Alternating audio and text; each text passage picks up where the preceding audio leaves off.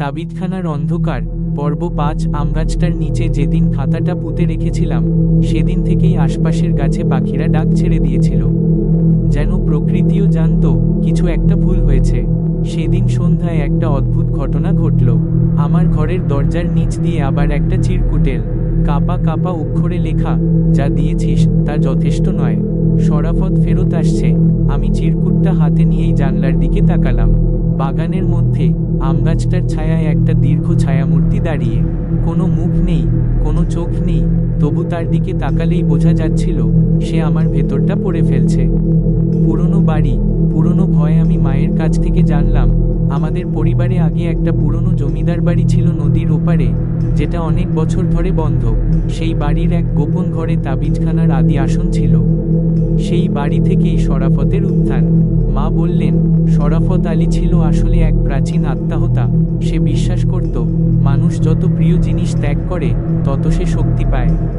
সে মৃত আত্মাদের বন্দি করে তাবিজ বানাতো, আর প্রতিটি আত্মা জমা থাকত খাতায়। তুই যা খুলেছিস তা শুধু একটা তালিকা নয়, তা শরাফতের অস্তিত্ব। ভাবলাম যেহেতু ট্র্যাপে ফেসেছে সেহেতু এস্কেপও করার রাস্তা খুঁজতে হবে। তাই চলে গেলাম পুরনো জমিদার বাড়িতে। সেখানে দেখতে পেলাম একটা সিঁড়ি, নিচে নামার রাস্তায় কাঁচা গন্ধ আর ধোয়ার ধাক্কা। নিচে গিয়ে দেখি মাটির মধ্যে বসানো আছে এক বৃত্তাকার চক্র। তার চারদিকে ৬টা তাবিজ রাখা, প্রত্যেকটা তাবিজে বাঁধা একটা করে নাম, সব নামের শেষে লাল দাগ। হঠাৎ বেদির মাঝখানে অন্ধকার থেকে ভেসে উঠল এক মূর্তি। তার গায়ে কাপড় নেই, মুখে কোনো চিহ্ন নেই, কিন্তু তার হাতে খাতা। আমি ভয় ভয় বললাম শরাফত আলী। সে মুখ না খুলেই কথা বলল, তুই নাম মুছে ফেলেছিস কিন্তু আত্মা ছাড়িসনি। তোর স্মৃতি আমি নিলাম, এখন চাই তোর ছায়া।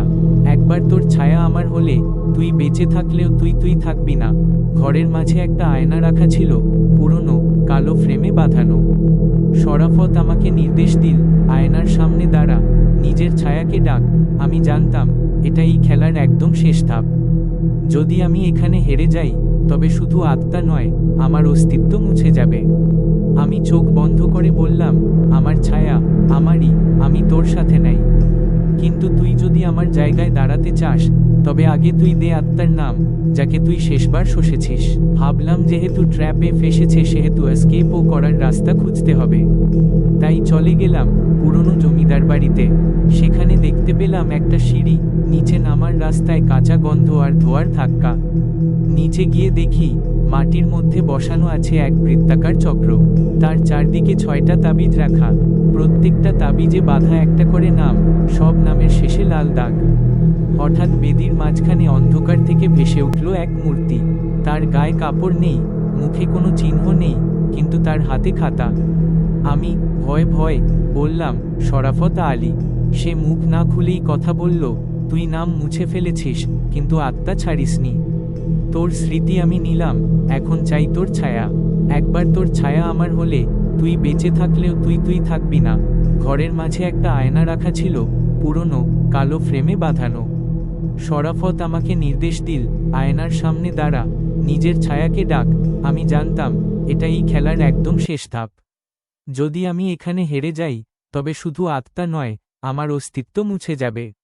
আমি চোখ বন্ধ করে বললাম, আমার ছায়া আমারই, আমি তোর সাথে নাই। কিন্তু তুই যদি আমার জায়গায় দাঁড়াতে চাস তবে আগে তুই দে আত্মার নাম, যাকে তুই শেষবার শোষেছিস। এই কথায় শরাফতের শরীর কেঁপে উঠল। আয়নাতে তার মুখ দেখা গেল, এবার মুখ ছিল কিন্তু তা বিকৃত, ঘোলা আর দগ্ধ।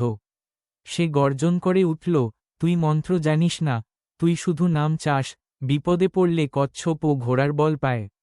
তদ্রূপভাবে আমার ও হলে আমি চিৎকার করে বললাম, আমার নাম নয়, তোর শেষ শিকারের নাম। তুই কার আত্মা নিয়ে এখনো বাঁচিস? সে তখন থেমে গেল, চোখ নামিয়ে বলল, রাশিদা। আমি আগেই খুঁজে বের করেছিলাম রাশিদার এক পুরনো চিঠি। সেখানে লেখা ছিল, যদি আমার নাম কেউ উচ্চারণ করে মুক্তির ইচ্ছা নিয়ে, তবে আমি ছায়া হয়ে ফিরব। আমি সেই নাম উচ্চারণ করতেই ঘরের বাতাস বদলে গেল। আয়নার ভেতর এক তরুণী মুখ ফুটে উঠল, আশ্চর্য রকম সুন্দর, শান্ত আর কষ্টে জর্জর। রাশিদা।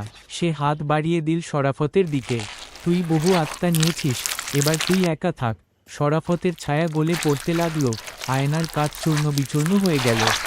তাবিজের খাতা এবার নিস্তব্ধ, পাতাগুলো সাদা, নামহীন। আমি খাতা বন্ধ করে গর্তে পুঁতে দিলাম, কিন্তু সপ্তাহখানেক পরে পাশের স্কুলের এক ছাত্রীর মা অভিযোগ করলেন, আমার মেয়ে এক খাতা নিয়ে ফিরেছে, পাতাগুলো খালি, কিন্তু সে বলছে সে আয়নায় কারো হাসি দেখতে পাচ্ছে।